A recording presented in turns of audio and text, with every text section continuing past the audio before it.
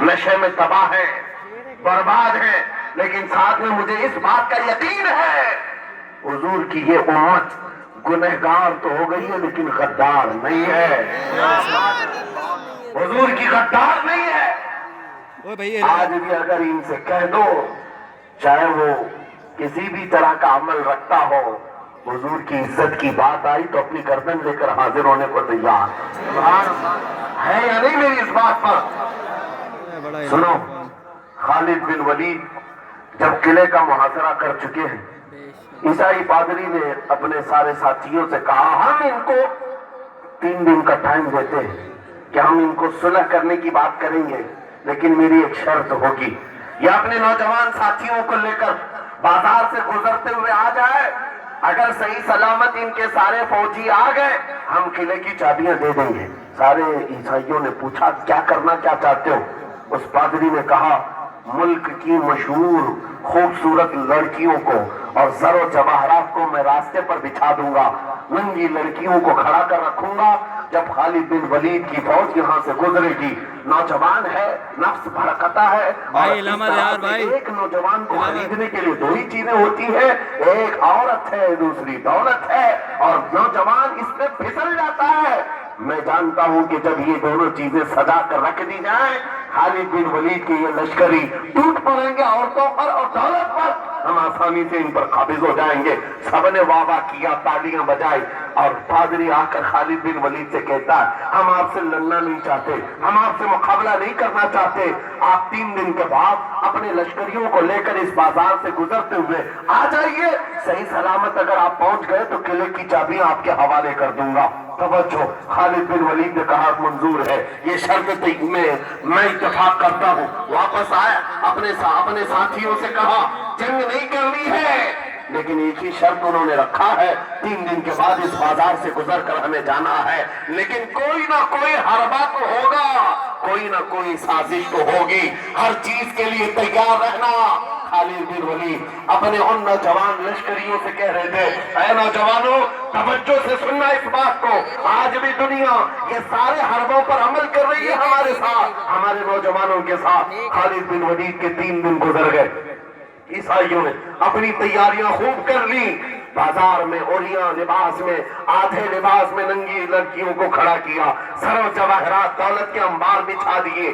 جب خالد بن ولید کے سپاہی میدان میں گزرتے ہوئے اس بازار میں آتے ہیں، پہلا قدم رکھا تھا، نظریں پڑ گئی، خالد بن ولید رک گئے، پلٹ گئے، اپنے لشکریوں سے کہا وہی آج میں تم سے کہہ رہا ہوں، انہوں نے کہا تھا اے نوجوانوں، اے رسول اللہ کے فدائیوں، تمہاری امتحان کا دن ہے، آج تمہارے امتحان کا دن ہے، اگر تمہارا قدم پھسل گیا صبح قیامت تک تم پر لعنتوں کی پھٹکار ہوگی، اور اگر جمع رہا صبح قیامت تک اللہ کی رحمت کے پھول برسائے جائیں گے۔ نوجوانوں نے پوچھا کرنا کیا ہے ہمیں، آج کون سے امتحان میں کامیاب ہونے کا طریقہ کیا ہے اس امتحان میں؟ خالد بن ولید نے کہا کچھ نہ کرنا، بس اپنے رسول کی سنت پر عمل کرنا۔ کہا ہم تو کرتے ہیں، یہاں کیا کرنا ہے؟ خالد بن ولید کہتے ہیں میں نے میرے مصطفیٰ کریم کو دیکھا ہے، جب رسول اللہ مدینے کے بازار سے گزرتے تھے اپنی نظریں نیچی کر کے جاتے تھے، آج تم بازار سے جا رہے ہو بس اس سنت پر عمل کر لو، اپنی حیا کی نظریں جھکا کر چلنا، پھر اس کے بعد اللہ مالک ہے۔ خالد بن ولید کے جوش اور بلبلے سے بھری ہوئی یہ تقریر ایسی اثر کر گئی، وہ نوجوان 1-2 نہیں تھے، سینکڑوں کی تعداد میں تھے، سر جھکائے بازار سے ایسے چل رہے ہیں، تاریخ نگار کہتے ہیں وہ اس طرح سے چل رہے تھے کہ ان کے سروں پر انڈا بھی رکھ دیا جاتا تو نہیں گرتا، نہ ادھر ہلائے نہ ادھر ہلائے، نہ ادھر دیکھے نہ ادھر دیکھے، اور برابر اپنی نظریں زمین پر جھکائے ہوئے تیزی سے چلتے ہوئے اس قلعے کے پھاٹک تک پہنچ گئے۔ وہاں وہ پادری صاحب انتظار میں تھے، بھٹک گئے ہوں گے، عورتوں سے پھر گئے ہوں گے، دولت جمع کر رہے ہوں گے، مگر یہ دیوانے ٹھکراتے ہوئے ہر دولت اور عریانیت کو اس قلعے کے پھاٹک تک پہنچ گئے۔ پادری سامنے آیا، قلعے کی چابیاں وعدے کے مطابق خالد بن ولید کی گود میں ڈال دیا اور کہا ایک بات بتاؤ اے خالد، ایک بات تو بتاؤ، یہ جو تم نے جماعت، یہ جو تم نے لشکر جمع کیا ہے سپاہیوں کا، یہ انسان ہیں یا فرشتے ہیں، ان کے دل ہے یا نہیں، ان کی خواہشات ہے یا نہیں، ان کے جسموں میں نفس ہے یا نہیں۔ ہم نے ملک کی سب سے خوبصورت ترین عورتوں کو کھڑا کر دیا تھا، دولت کو بچھا دیا تھا، ان میں سے ایک بھی اس کی طرف توجہ نہیں کیا۔ خالد بن ولید مسکرا کر جو جواب دیتے ہیں وہ ہمارا ایمان ہونا چاہیے۔ کیا جواب دیتے ہیں؟ فرماتے نادان، اے عیسائی، ان آنکھوں کو تو خریدنے کی کوشش کر رہا تھا جن آنکھوں میں پہلے سے جمال مصطفیٰ بسا ہوا ہے۔ سبحان اللہ سبحان اللہ۔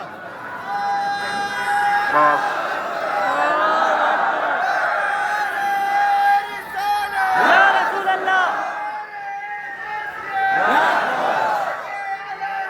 زندہ باد۔ یہ جو لوگ لائٹ کے قریب ہیں ان سے گزارش ہے کہ آپ ہٹائیں کرنٹ۔ میرے عزیزوں، یہ جواب تھا ان آنکھوں کو دنیا کا حسن کیوں دھوکہ دے سکتا ہے جن آنکھوں میں پہلے سے جمال مصطفیٰ بسا ہوا۔ اور تاریخ نے بار بار یہ گمراہ کرنے کی کوششیں کی، ایک بار نہیں، دو بار نہیں۔ کلیوبی میں ایک حکایت ہے، حضرت شہاب الدین کلیوبی نے لکھا ہے، 3 بھائی ایک عیسائی بادشاہ کی قید میں آ گئے تھے، تینوں سگے بھائی تھے اور جوان بھی تھے۔ جوان زیادہ ہے اس لیے خطاب کر رہا ہوں، اس کا مطلب یہ نہیں ہے کہ بوڑھوں کے لیے کوئی نصیحت نہیں، انسان ہے، نفس ہے تو سب کے لیے، سب کے لیے۔ 3 جوان قید میں آ گئے، بادشاہ نے ان کو آفر دیا کہ میرے دین میں آ جاؤ، میں سپاہی بنا لوں گا، وزیر بنا لوں گا، مگر وہ رسول اللہ کے غلام تھے، میرے آقا کے شہدائی تھے۔ کہا اتنی آسانی میں تو ہم دین نہیں بیچ سکتے۔ توجہ ہے نوجوانوں، یہ سب تمہارے ساتھ ہو رہا ہے۔ دولت تمہیں دکھا کر، حسن تمہیں دکھا کر اگر دنیا خرید سکتی ہے تو لعنت ہے ایسی تمہاری زندگی پر، تم ہے۔ پھر وہ کیسا ایمان والا ہے، کیسا مسلمان ہے جس نے اپنے نبی کی محبت کو ہلکی چیز میں بیچ دیا؟ اس کا کوئی تعلق نہیں ہے۔ الا لا ایمان لمن لا محبت له، اعلیٰ حضرت نے لکھا ہے اس کا ایمان ہی نہیں جس کے دل میں میرے آقا کی محبت ہے۔ اگر محبت ہے تو سودا نہیں کرو گے۔ 3 بھائی ایک بادشاہ کی قید میں آ گئے اور ان کو آفر دیا گیا دین بدل لو، ہمارے دین میں آ جاؤ، چھوڑ دیں گے۔ سخت تھے، جمے ہوئے تھے، ڈٹے ہوئے تھے، کہا نہیں۔ کہا جلاد کو بلاؤ، کوڑے مارو، کہا تیار ہیں ہم۔ اتنا نہیں، بادشاہ اتنے غصے میں تھا، جلاد کو بلایا اور کہا ایک کڑھائی لاؤ، تیل ڈالو اور کھولاؤ۔ تیل ڈال کر کے کھولایا گیا۔ جب تیل کھولنے لگا ان تینوں میں سے بڑے بھائی کو اٹھا کر تیل میں ڈالے، چلتے ہوئے تیل کے اندر جب اس نوجوان کو ڈالا گیا تو فوراً دم زدن میں روح نکل گئی، شہید ہو گئے۔ 2 بھائی دیکھ رہے ہیں، اپنے بڑے بھائی کی موت دیکھ رہے ہیں۔ یہ حالات آ گئے، یہ باتیں یاد رکھنا۔ تھوڑی دیر کے بعد بادشاہ نے دوسرے سے کہا اب بتاؤ تمہارا کیا ارادہ ہے؟ دوسرے نے کہا اب تو اور بھی تم نے سخت کر دیا امتحان، ہم تو اپنے نبی کو دھوکہ نہیں دے سکتے اور نہ ہی میرے شہید بھائی کو۔ بادشاہ نے دوسرے کو اٹھایا، تیل میں ڈال دیا، کھولتے ہوئے تیل میں ڈال دیا، 2 شہید ہو گئے۔ تیسرا جو تھا وہ 22 سال 25 سال کے بیچ کا تھا۔ یہ بھری جوانی ہے، انگارہ ہوتا ہے، ہر نوجوان کو یہ لگتا ہے کہ یہ دن ہمارے عیش کے ہیں۔ دنیا میں جہاں چمکتی ہوئی چیز کو دیکھتا ہے دل دے بیٹھتا ہے، ماں باپ سے بھاگ جاتا ہے، گھر بار کو چھوڑ دیتا ہے، اس کو ہر اچھی چیز بری لگنے لگ جاتی ہے۔ یہ عمر بڑی خطرناک منزل پہ آ جاتی ہے۔ اے نوجوانوں، جو اس عمر میں بچ گیا انشاءاللہ وہ آگے بھی بچ جائے گا، آگے بھی بچ جائے گا۔ 22 سال کا کھڑیل جوان ہے جس کے سامنے اس کے 2 بھائیوں کو کھولتے ہوئے تیل میں ڈالا گیا، اس کی کیفیت کیا ہونا چاہیے؟ اب پوچھا گیا تمہارا کیا ارادہ ہے؟ کہا اس طرح تم 100 بار بھی تیل میں ڈالو گے تو میں یہی کہوں گا میرا رسول محمد ہے، سبحان اللہ، ہمارے آقا محمد صلی اللہ علیہ وسلم ہے، میں یہی کہوں گا۔ بادشاہ اتنے غصے میں تھا، کہا کہ اس کو چیر دو، اس کو کاٹ دو۔ وزیر تھا بادشاہ کا چالاک، اس نے کہا اس کو قتل کر دینے مار دینے سے کچھ ہوگا نہیں, مجھے 1 مہینے کا ٹائم دے, اس کو چینج کر کے لے کے آؤں گا, اگر نہیں لایا تو میری زندگی داؤ پہ لگ جائے. بادشاہ نے کہا لے جاؤ, 1 مہینے کا ٹائم ہے, اس کو بدل کر کے لاؤ. وجہ یہ تھی کہ اس وزیر کے گھر میں بڑی خوبصورت لڑکی تھی, جس کے رشتے کے لیے بڑے بڑے بادشاہوں کے شہزادوں کے پیغامات آتے تھے. وزیر ایسا تھا کہ اس ایک نوجوان پر اپنی پوری محنت صرف کرنا چاہتا تھا. گھر لایا, کمرے میں رکھا, اچھی غذائیں دی, کہا میں تجھے مارنا نہیں چاہتا, کچھ نہیں, تو اپنی زندگی میں مست رہ. اس نوجوان نے کہا ٹھیک ہے. اس کے بعد اپنی بیٹی کو لگا دی, اے بیٹی تیرے پاس تیرے باپ کو بچانے کے لیے ایک ہی کام ہے, اس جوان کا دل جیت کر کے لیا, بادشاہ سے جو چاہے تجھے دلا دوں گا. اس لڑکی نے کہا یہ تو چٹکی کا کام ہے میرا. جس کے پاس حسن ہوتا ہے اسے ایسا لگتا ہے ہر کسی کو اپنے دامن فریب میں پھنسائے گی. اتنا آسان نہیں ہے, ہر کوئی لٹو نہیں ہوتا. رات کو جب یہ لڑکی آتی, نوجوان مسلح بچھاتا سجدے میں چلا جاتا, اور وہ کھڑی رہتی بیٹھی رہتی, کھڑی ہوتی بیٹھی ہوتی, رات گزر جاتی, وہ اونگ اونگ کر چلی جاتی. کتنے دن ہو گئے, روزانہ وہ بات تک نہیں کرتا, سر تک نہیں اٹھاتا, اس کا سجدہ لمبا ہی ہوتا چلا جائے. جب وہ چلی جائے سجدے سے اٹھ جائے. مہینہ گزرنے کو آیا, تنگ آ گئی, کہا اس جوان کو اے نوجوان, اے پتھر دل کے لڑکے, ذرا اٹھ کر ایک بار مجھے دیکھ تو لے. میرے حسن کو دیکھنے کے لیے بادشاہوں کے شہزادے بے چین رہتے, بڑی بڑی جگہوں سے میرے نکاح کے پیغامات آتے, مگر میرے باپ کی عزت کی سلامتی کے لیے میں تیرے ساتھ لگی ہوں. کیا بات ہے, تجھے غرور کتنا ہے, مجھے دیکھتا کیوں نہیں؟ نوجوان نے سر اٹھائے بغیر کہا بس تو اپنے مقصد میں کامیاب نہیں ہو سکتی, واپس چلی جا, اس لیے کہ ان آنکھوں میں ایک ہی حسن بس رہا ہے, وہ آمینہ کے لال کا حسن ہے. سبحان اللہ, نعرہ تکبیر. بس وہ ایک حسن بسا ہوا ہے, اور اس حسن کو دھوکہ نہیں دیا جا سکتا. سبحان اللہ. وہ خاتون کے دل میں, اس لڑکی کے دل میں ایسی ہیبت طاری ہو گئی, ایسی ہیبت طاری ہو گئی, کپ کپانے لگ گئی اور کھڑی ہو کر کہنے لگی میں دل سے گواہی دیتی ہوں کہ تو بھی سچا ہے, تیرا دین بھی سچا. سبحان اللہ, سبحان اللہ. اٹھ جا, مجھے آزاد کر اس تمام واہیات زندگی سے, میں تیرے ساتھ آنے کو تیار ہوں, تیرے دین میں بھی اور تیرے نکاح میں بھی. نوجوان کھڑا ہوا, کہا کہ یہ ایمان لائی ہوئے. اس خاتون نے کہا میں تیری بیڑیاں کھولتی ہوں, میں یہاں سے جانے کا راستہ فراہم کرتی ہوں. دنیا جس کو پھنسانے کے چکر میں تھی, اکثر یہ دیکھا گیا ہے وہ خود اپنی گردن مصطفیٰ کے قدموں میں دینے کو تیار. کیا بات ہے. شرط اتنی ہے کہ محمد سے وفا تمہیں, ہم تیرے ہیں, یہ جہاں چیز ہے کہ لوح و قلم تیرے ہیں. سبحان اللہ. سب تمہارا ہو سکتا ہے, سب تمہارا ہوگا.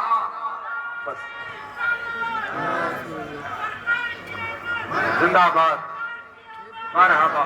میرے عزیزوں, اب سنو آگے کی بات. علی بھی فرماتے ہیں ان جوانوں کی حکایت کیوں سنا رہا ہوں, یہ آنے والے حالات ہیں, آنے والے حالات ہیں.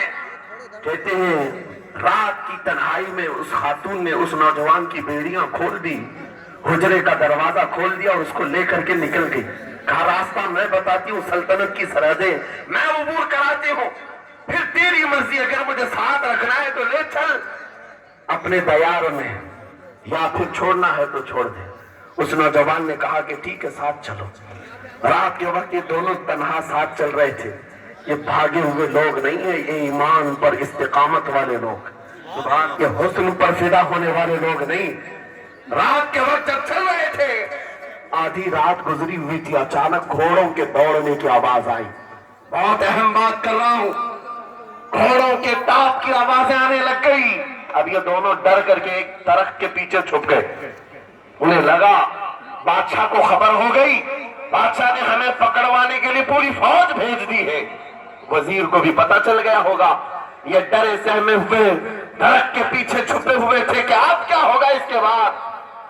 گھوڑوں کے دوڑنے کی آواز کم ہوتی گئی, کم ہوتی گئی, اور ان کے درخت کے آگے آ کر سارے گھوڑوں کی آواز رک گئی, سب رک گئے. اور یہ درخت کے باہر سر نہیں نکال رہے تھے, باہر آئے کی جماعت نے ان کا نام لے کر پکارا، فلاں بن فلاں باہر آ جاؤ۔ یہ نوجوان کہتا ہے جب میں باہر آ کر دیکھا یہ بادشاہ کی فوج نہیں تھی، اس کے دونوں شہید بھائی پوری جماعت کے ساتھ گھوڑوں پر سوار ہیں، جن کو بادشاہ نے کھولتے ہوئے تیل میں ڈالا تھا وہ گھوڑوں پر سوار آ رہے ہیں۔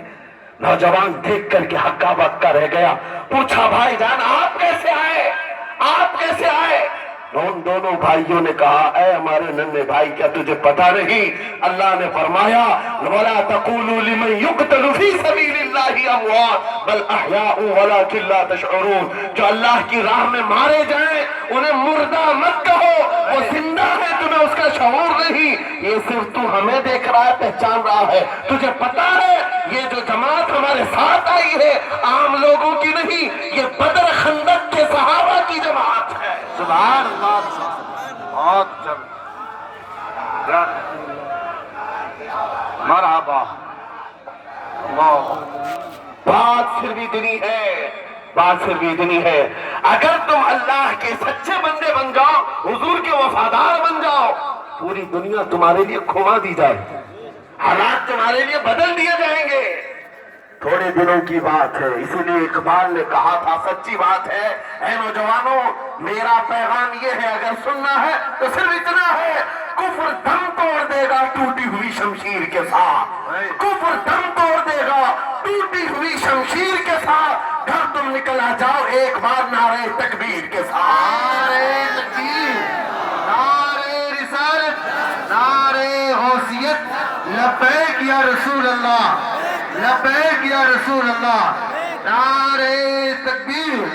اب بات یہ سن کر کے چلو، دو مثالیں میں نے تمہارے سامنے رکھی، ایک سیدنا خالد بن ولید کی، ایک یہ تین نوجوان بھائیوں کی، دونوں جگہ پر بھی میں نے آپ کے سامنے رکھا دنیا نے کس ذریعے سے ہمیں خریدنے کی کوشش کی۔ خالد بن ولید کے جوانوں کو بھی دنیا عورت اور دولت سے خریدنا چاہتی تھی، ان تین جوان بھائیوں کو بھی دنیا دولت اور عورت سے خریدنا چاہتی تھی۔ آج بھی وہی سچویشن ہے، آج اگرچہ سامنے تمہارے ساتھ نہیں لایا جاتا لیکن ہر ایک کی مٹھی میں انٹرنیٹ پہنچا کر کے، گندی تصویریں تمہارے سامنے پہنچا کر کے تمہارے ایمان کو خریدنے کی دنیا کوشش میں لگی ہوئی ہے۔ آپ کو پتا ہے پوری دنیا کی سب سے بڑی انڈسٹری پورنوگرافی کی ہے، یہ بالی ووڈ اور ہالی ووڈ کچھ نہیں لگتے اس کے سامنے۔ پورنوگرافی جو اور یہاں گندی فلمیں بنانے والی انڈسٹری سب سے بڑی ہے، کروڑوں اربوں ڈالر اس میں خرچ کیے جاتے ہیں، کس وجہ سے؟ تمہاری آنکھوں کی حیا ختم ہو جائے، تمہارے ایمان کا قتل ہو جائے۔ آج نوجوان یہ سمجھتا ہے میری مٹھی میں موبائل ہے، مجھے کون دیکھ رہا ہے؟ یہ گھر کے اندر تاریکی میں بیٹھ کر کے اپنی آنکھوں کا سودا کر رہا ہے۔